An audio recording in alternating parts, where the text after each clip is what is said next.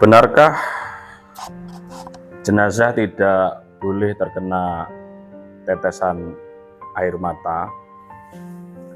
Dalam sebuah hadis disebutkan begini, innal mayyita yu'adzabu fi qabrihi bibukai ahlihi alaihi.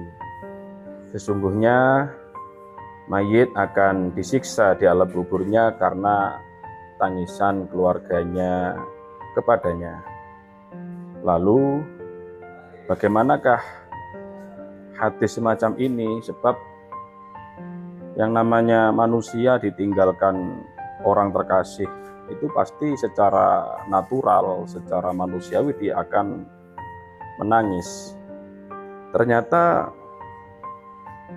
yang dimaksud akan mendapatkan siksa karena tangisan keluarganya itu adalah para ulama sepakat jika itu merupakan wasiat dari almarhum sebelum meninggal. Jadi ketika almarhum itu mewasiatkan, nanti aku kalau meninggal tolong ya seluruh keluarga menangisi diriku. Nah, itulah yang menyebabkan mayit itu mendapatkan siksa di kuburnya, karena itu merupakan niyahah sebagaimana kebiasaan orang-orang jahiliyah di masa dahulu.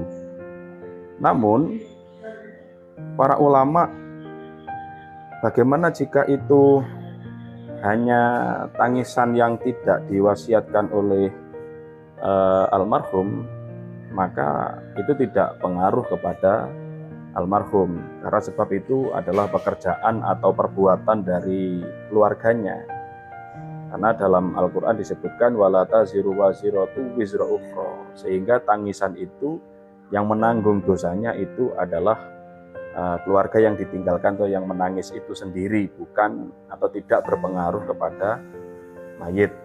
Nah, tetapi tangisan seperti apa yang dilarang dalam agama Islam, yaitu tangisan yang dengan suara keras dan dengan meronta-ronta atau niyahah.